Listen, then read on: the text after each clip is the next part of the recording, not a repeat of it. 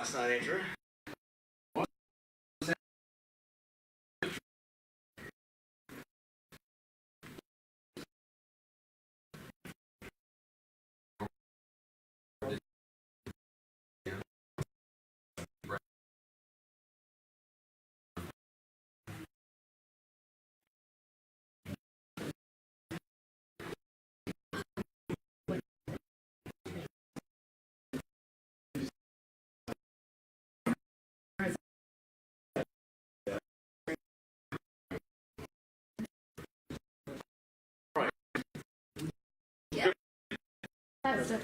After the rain,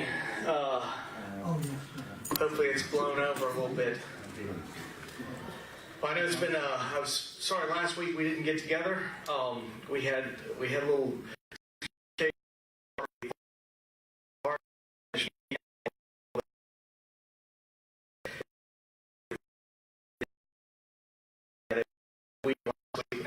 Maybe it was good to have them in town.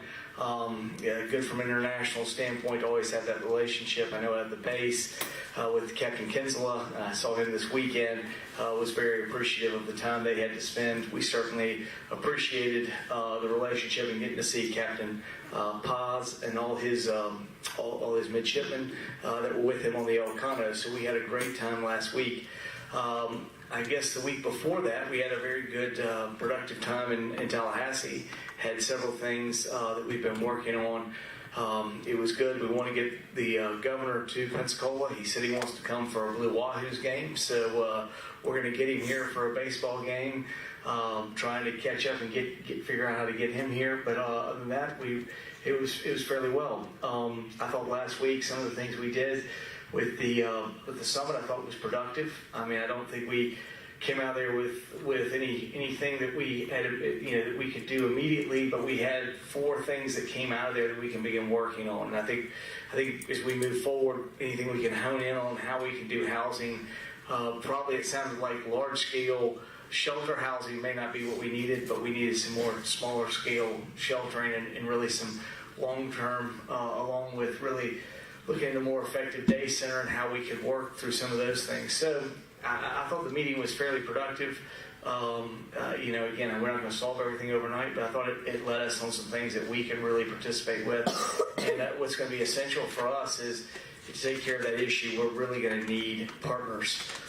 There are other things that have happened over this weekend. I know, unfortunately, we had another person get hit on Main Street. And I know I've had several people talk to us about that. But the one thing I will say, what happened on Main Street in Jefferson, while I certainly have seen some prettier pictures, it could look prettier, and I realize all that, there are crosswalks there. They are marked. It is legally you're required to stop for pedestrians in there.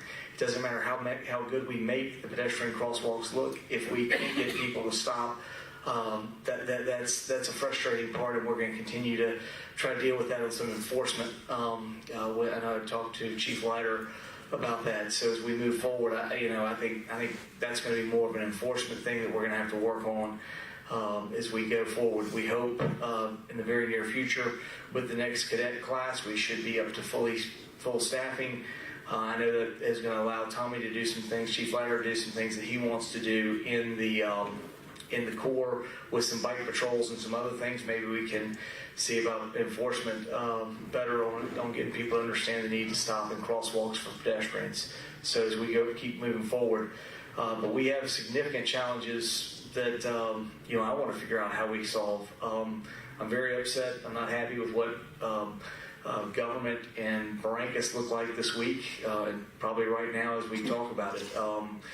We put in a lot of money to go do a bunch of road resurfacing. And when I've talked to Keith Wilkins, he said, we didn't do anything to check out what we're going to do with drainage. And clearly, we've got a terrible situation. I've talked to Derek. It's going to take a significant amount of money for us to figure out how to get all that drainage out of that area all the way to the bay and how we deal with some of that. So, that's going to cost millions of dollars. And we've taken basically 8 more years of our gas tax money, and we spent it all in that resurfacing project that was done in the prior administration. But these are the frustrations that we're dealing with. we're going to continue to go through. My point is simply, we got other priorities. Certainly, when we have crosswalks there, I'd like to make them prettier, but at this point, we have functional needs we need to get taken care of first. I will say I was going to have Chris come up and at least talk about some of the things where we are at the present time related to where we are on some of our searches and where we are with personnel. I know he's been busy working with Dick and we've done most of our budgeting, but I didn't know if, Chris, you want to come forward and talk about some of the things we talked about in personnel where we were. Sure.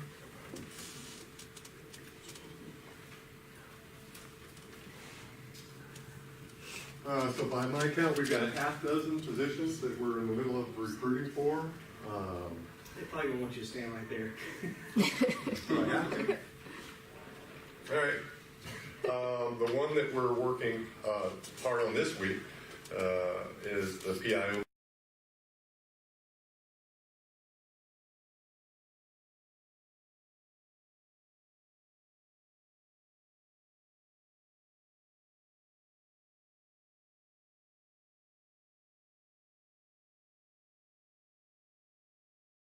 That we're going to be talking to over the next week and a half or two on that position.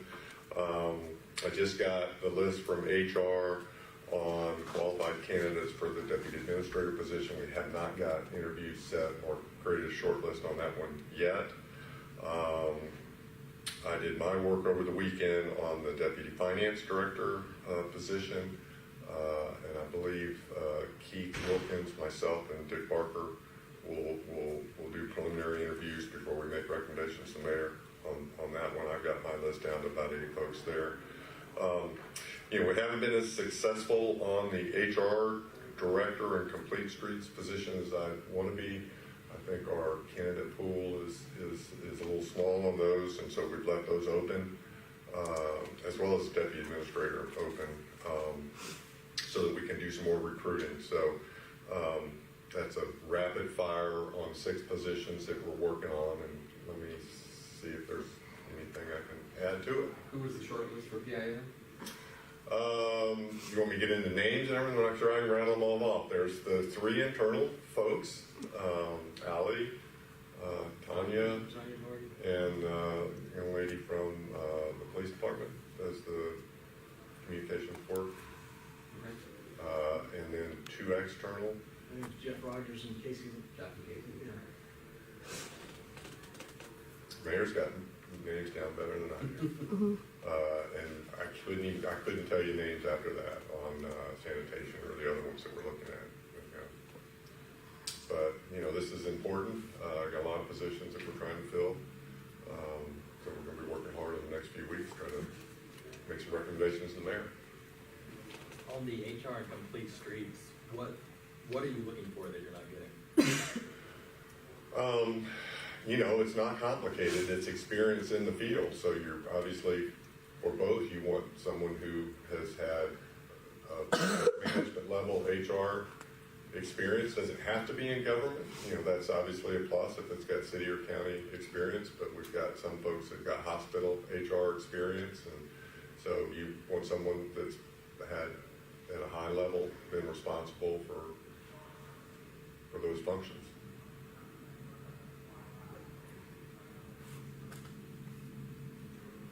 Those are being easy on me. Is that what you wanted, Mayor? That be it? All right.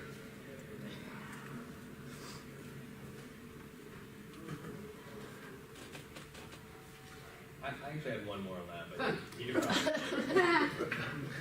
Go ahead, Jared. The process, once you get it whittled down to your handful of finalists, what is the process on these positions? I mean, they've been. The mayor, we will ultimately, he wants, obviously he needs to meet, the folks and so we take a group of, with the deputy of 100. So, and then we probably cut it in half, and then we'll pick, 6 to 8.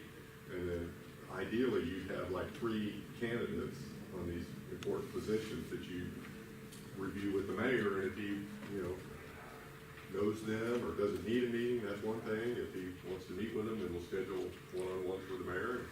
I knew all the PIO people, but I wanted to meet with all of them. So we met last week with one, and we're going to have the others this time. I'd like to, and Chris wasn't feeling well. They had their meeting. Well, I had another one, so I had to make her come back up to talk to me because I thought that was only fair that I get a chance to make sure I talk to all of them. So, but at this point, there were over 100 people applying for the assistant. So I mean, I think that was a pretty good pool. We got a lot of applicants, and probably 70% of them are qualified. 30% of them weren't qualified. So we had about 70 people. They got to whittle through as they're moving down. So. I think that was a good thing. I think we had a lot of people. I think the pool we had for PIO was also a very good pool. We had a lot of good people in there. So for the most part, I would say most of them we've had a lot of people. So I think there's certainly some challenges. And while we have Rod in there now, and he's got things he's doing. It clearly has slowed us down, but I still think it was the right thing, the right time, and the right decision for us to move forward and make a change in HR. I think if we're going to do some of the strategic things going forward, I do think at some point we're going to meet tomorrow with the executive team, and I know what we'd like to do is begin to put out there, because we are doing several of the things on the transition report. Somehow or another, we'd like to get a transition report with each item and sort of have that sort of stoplight, yellow, green, red. So green means we've already done it, yellow means we're in the process of trying to achieve it, and red means we haven't gotten to it. And so I think if we could do something like that and sort of have something from the public as we're trying to knock off some of those things. But we have been discussing it. Obviously, I was out of town a lot in March. March has been a big budget month. So we're kind of trying to pick up back on that, on the transition team report and move those things forward. But we are, at this particular time, like I said, we're working on several of the recommendations as we speak. So we're getting through them. But I think it would be good for us to have kind of a scorecard in front of us that kind of shows us where we are, shows the public where we are on each one of these as we move forward. So again, that's sort of the things that we're doing at this particular time. But we have a lot of issues out there. We just apparently are putting it out to bid for get numbers back for the striping on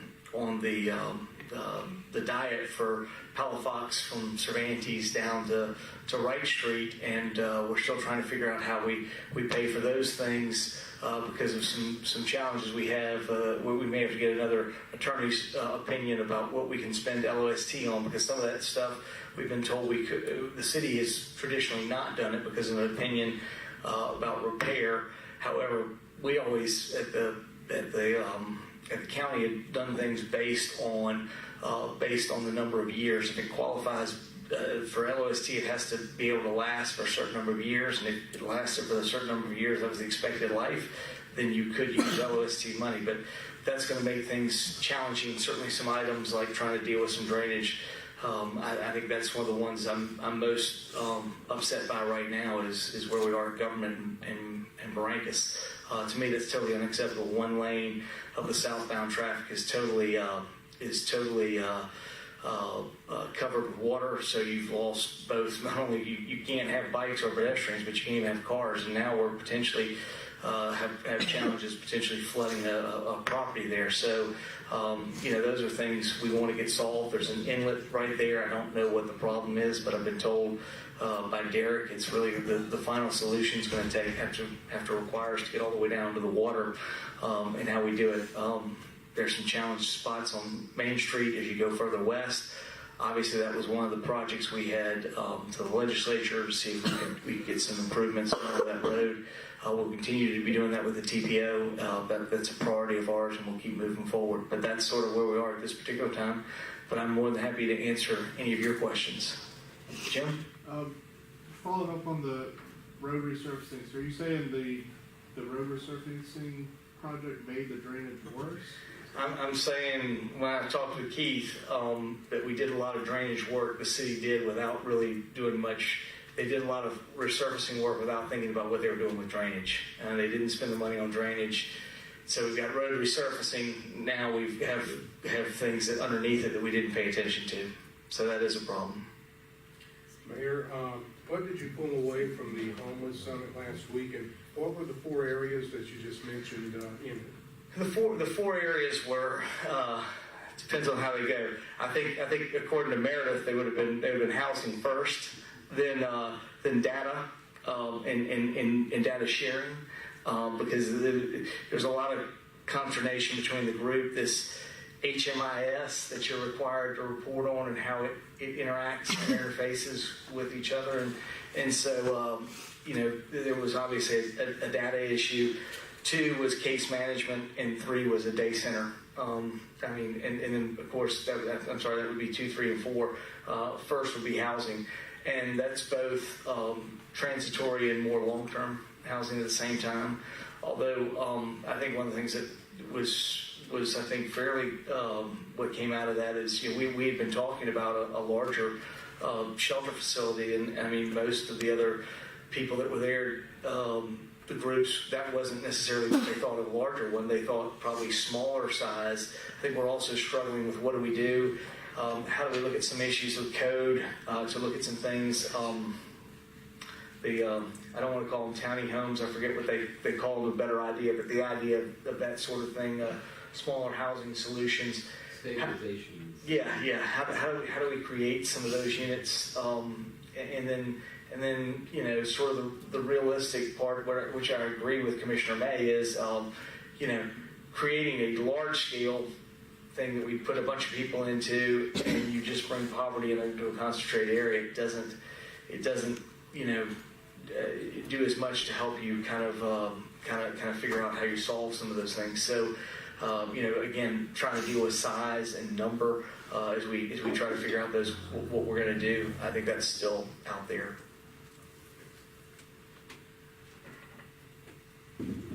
Did you have a first to target on that list? I think we're going to try to get together with the 2 staffs and see what we can begin to make some inroads on. Again, I think I think somewhat in the sense we tend to think facility more than the case management side. I really don't have much operating dollars. I tried to explain, in the meeting the other day, that's not going to be something I think we're going to be as successful contributing to. If you have like a fixed asset cost that we could do something with LOST, could we do some kind of a working with a day center? Could we do some type of shelter, either transitional or long term? I mean, those are things I think we would probably be better partners with. Or could we deal with something in the terms of the data collection side and the ability to go back and forth? But probably case management was not going to be as significant. However, there are some legislative things we could do. When I was over there, I was in Tallahassee with League of Cities. We went to Appalachia, which is it's basically like Lakeview Center, Appalachia Center. It's their mental health. And we talked about a number of things. While we were there, many of the mayors, I was at the conference of mayors, and many of the mayors were bringing up, stories within their own community. And one of the things that was kind of a recurring theme is we're underfunded when it comes to mental health. I mean, you can talk to every local government and they'll tell you we're underfunded in mental health. But we go to Tallahassee and we get shut out from mental health funding. So the question is, we're all coming there saying, perhaps one of the biggest things you could do in Tallahassee is that the legislature could increase mental health funding for mental health. It would trickle down in ways that everybody would see benefits in their own community. But that's not been an area we've been able to get funding at. So is there a way for us to do collectively, Conference of Mayors, League of Cities, Association of Counties? I mean, all these groups benefit. I mean, I no longer have to think about necessarily a jail, but I'm still empathetic to what county commissioners are going with over there. And as I say, that's the largest mental health facility that we have in this community is Escambia County Jail. And it's probably not the place or the most effective way for the taxpayer to deal with mental health. So there are challenges that we need to, all of us kind of working together. That would be a big one. Back to the drainage and resurfacing. I mean, do you have reason to believe that was not like there was problems that they surfaced over, or that's just speculative that they didn't do enough thinking about the drainage? And Keith's here, but that's what.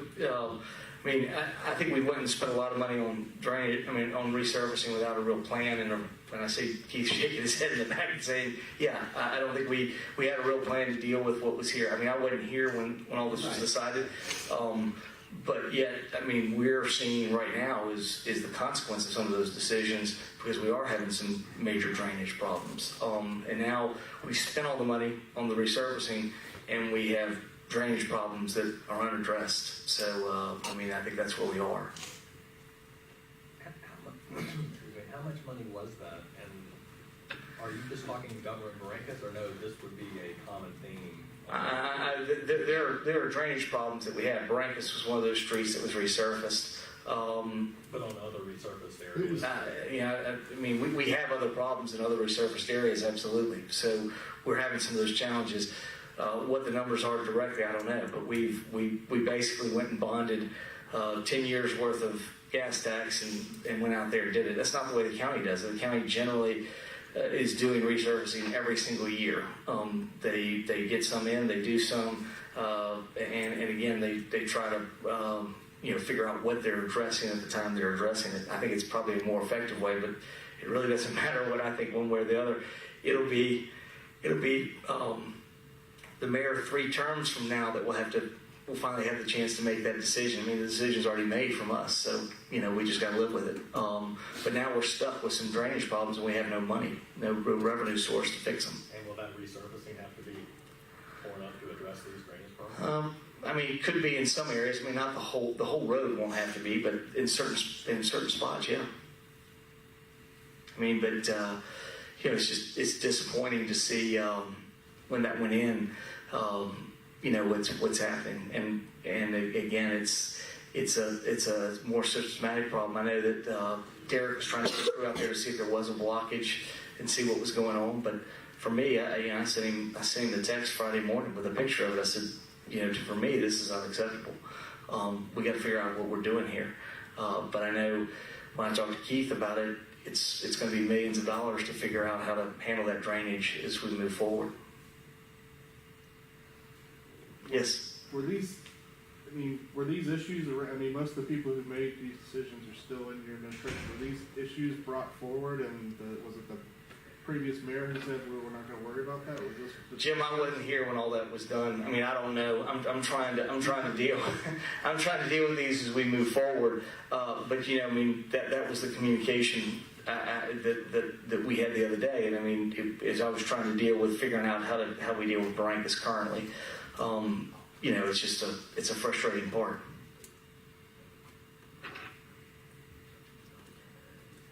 When do you expect to hear out of the master planning sessions this week? The skate will be here. I think that's it. I think as we move forward into 2 areas that will be most critical, I think we'll start deciding those. I think the public is going to decide those. I think the connectivity is probably the most important. We have a lot of spaces in downtown, but they're not well connected. How we do that and what is the plan to create that. And I do think at some point, some of those things for Main Street that are being wanted by people are going to come through. Eventually, what do we do with the road on Bayfront? How do we deal with some things as we deal with more walkability? Do we have a diet there? I think all these things will probably come forward as we deal through this. So, I think part of it will get covered in that. That will be good. We won't be thinking. That's going to kind of clear up as far as a plan and give us a path for where we need to go. Then the challenge will be how do we deal with funding? How do we get things move forward and do that? So it'll be one of those things. After that, we'll figure out how to actually implement. But I think that's probably going to be number one. I think number 2 is obviously full development of Bruce Beach and what we do with that. I think that's probably one of the more critical assets that we have, that we can finally. We want to see that fully developed into a way. It's great we can access it right now, But I think the idea is there's more opportunity for usage for citizens, and right now, I mean, we don't have it fully where everybody can use it. I know there's been some things that Sherry's talked to me about. She wants it more ADA accessible, and I don't disagree with her, but my only problem is I said, Sherry, I don't want to go pour concrete or asphalt in there and permeable surface to help people with wheelchairs get to where they need to get to, and then find out I got to tear it back up. So, you know, at this particular time, we think the path, as good as we can, gives that temporary solution, but we know it's not as good as a sidewalk or an asphalt walkway for making sure everything's accessible to everyone, and we clearly want to do that. Did the folks on the Elcano express any frustration with having to be at the base instead of being downtown where Blue Origin is? You know, it was interesting. There was no frustration, but it was different in pluses and minuses that were expressed.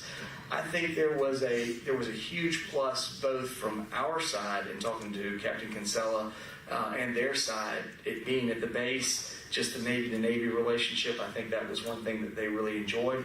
I think the minus was probably more not from either Navy. It was probably from some of our people that wanted to go visit the ship. So I don't know that the minus was necessarily the two Navies. I think the minus was more we didn't have a chance to do that. I was curious if that mattered to them. I mean, I know they're training primarily. I just wondered if that. I think they would have liked to. You know, it's kind of like right now it happens to our people. They're way out there, then trying to figure out how they transport. And I mean, I saw a lot of them walking, but every time I saw them walking, I was on the base several times. They always had like 10 bags, so they did lots of shopping, and hopefully there's going to be a lot of sales tax revenue for us here. I know they seem to spend a lot of money in Pensacola, so that was a good thing. But you know, I think they would have liked to have been closer to the hub of the activity. But at the end of the day, I think they also enjoyed some things that they got from probably a closer connection to working with the Navy. I think that the challenge is we got in here and we were told on a couple of occasions they were going to be able to work. We have some challenges right up against the slip on the other side off of the Plaza de Luna.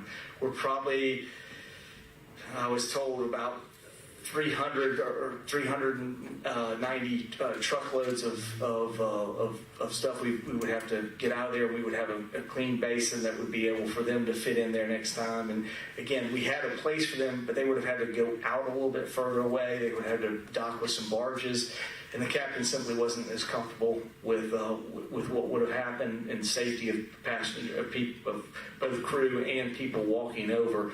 So at the end of the day, I mean, I totally understand and respect his decision, but it also sets some things up that we know we've got to go forward. I've talked to Amy about we're going to have to do some dredging, and we want to do that. There are certainly some tall ships, the ones we had in there before, that are able to work, and it's not a problem. But something larger like the Elcano, we would need probably about another, I was told, 6 to 7 feet over a certain amount of space. But anyways, that would be one of the things that we would hope when we look at some of the other dredging projects that will come out of the port's master plan. There's some dredging in there. Hopefully we can get both of them done at the same time as we move forward. And so that's our expectation. So we are. You can't have the Elcano won't come back for another 3 years. They do that. So hopefully, like I said, in 4 years or so, we'll see them back again. We certainly have enjoyed them. I know I saw them in 2009, 2015, and 2019. So they've come on a fairly regular basis. I think they love Pensacola. They were very moved by the Galvez statue, and I think they really appreciated that. And I thought the ceremony there was a very touching ceremony. So I just wish it hadn't rained, but other than that, it was a great ceremony. Jeremy? Public records requests. Mm-hmm. You were saying that the media was going to be treated a little differently than the general public. Are you still sending media requests to the Sunshine Center? We're trying to work through all some of that. Yeah. I mean, we're trying to get you information as fast as possible. I do think there is some. We're still working with Susan on keeping that up. We've moved public records from Susan's office down to the clerk's office, so we've had a few things that have moved around. I don't think we're exactly where we want to be, but I think we're headed in a better direction. But I think, Ally, and whenever we get that other position filled, it should make it easier for you to get your public records. Is there any system in place right now, or is kind of on? I know there's a system in place with it's now been moved down to the clerk's office. The clerk has control of the records. It seemed like a much better place. I agree with Susan on that. That's why the whole idea of going through there, knowing what's been asked and what's been provided. And so, I think the idea is to get it to you as fast as we can, but it's also to make sure that we've checked through a central area that retains the records. Again, we didn't move it from the clerk's office. We believe that it should go back to the clerk's office, and now it has gone back since the clerk is the keeper of all the records. It would seem to be, but that wasn't our decision. But again, all these things have made it a little bit challenging. But I think, Chris, as far as I know, I think that transition is now kind of in full swing. Correct? I haven't heard any complaints I'm aware of.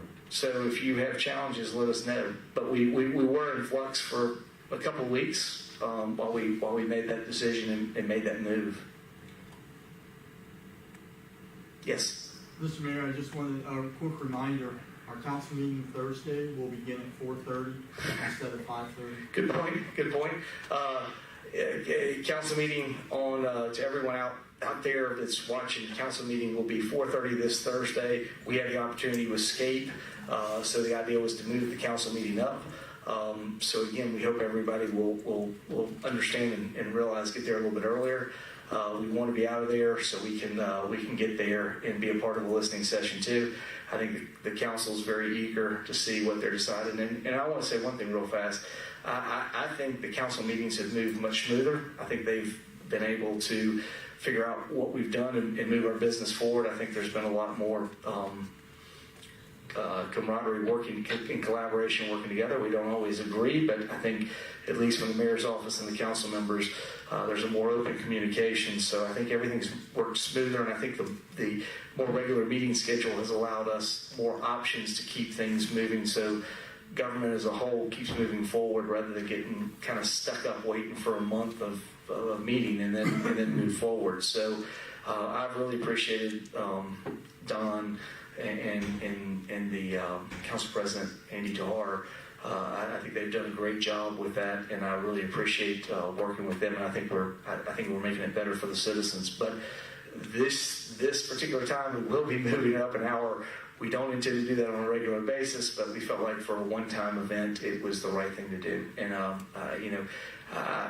just want to compliment the council. I think they're doing a great job. I think Andy's doing a great. Councilman DeHart is doing a great job as president. So I just want to make that comment. I wanted to ask, if I could, a little bit about downtown parking.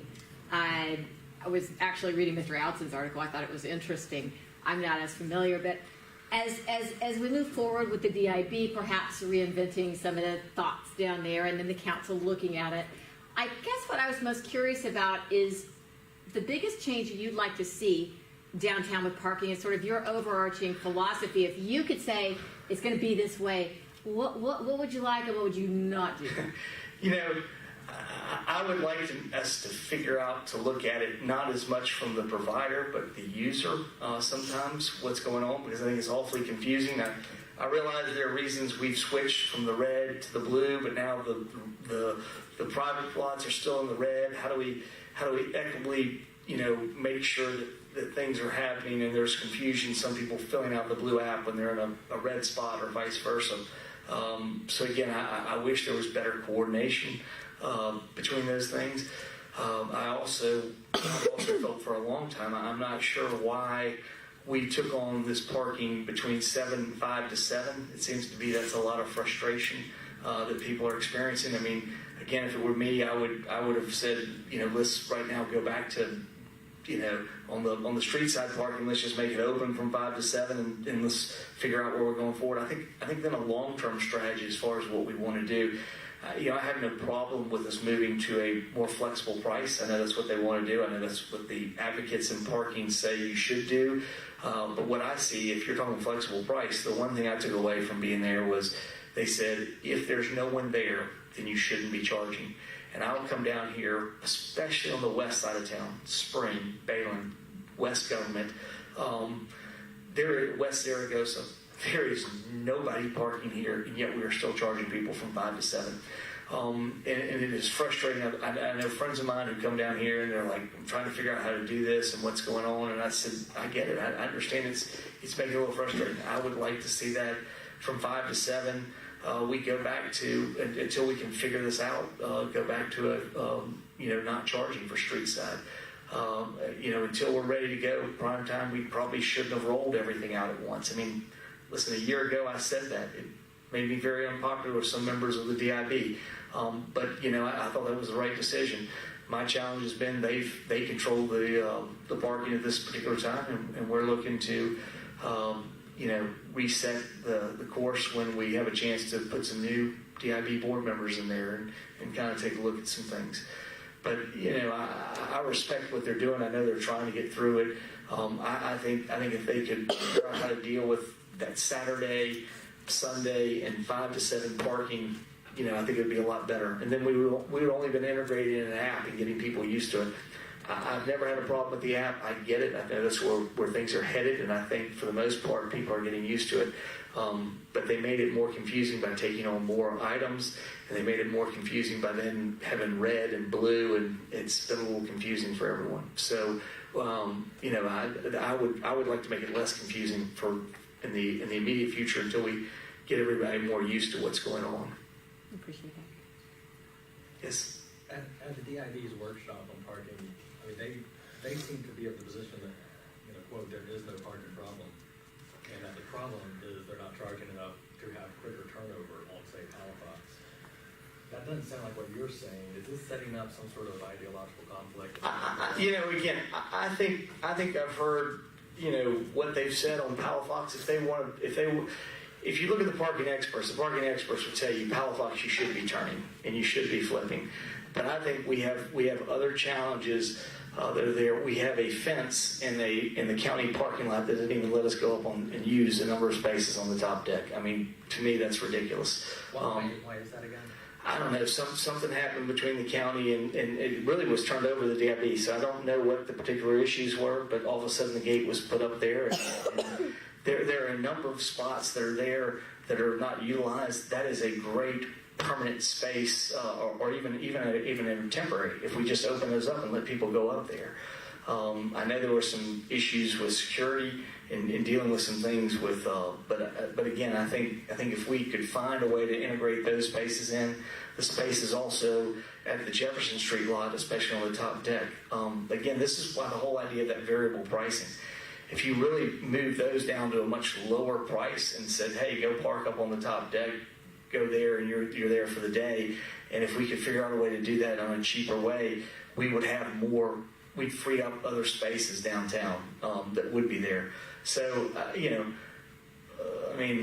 get what they're saying. We do probably need to do more turnover on Palafox. We need to figure out how to do those.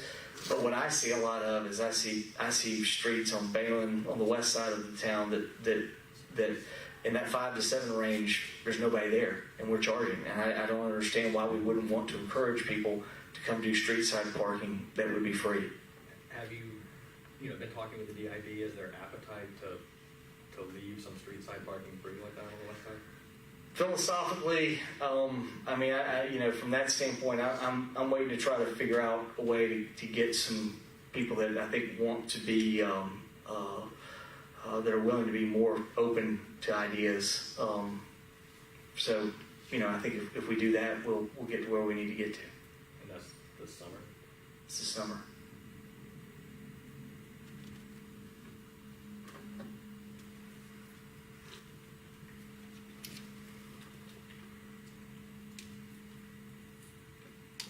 Is there anything else?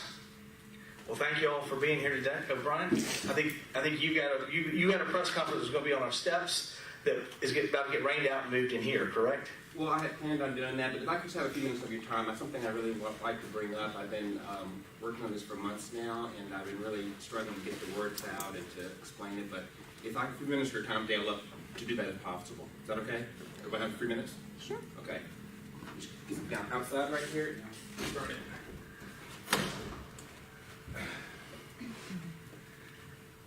We'll be switching over. We're switching over from the mayor's press conference. This is allowing Brian to do his own press conference.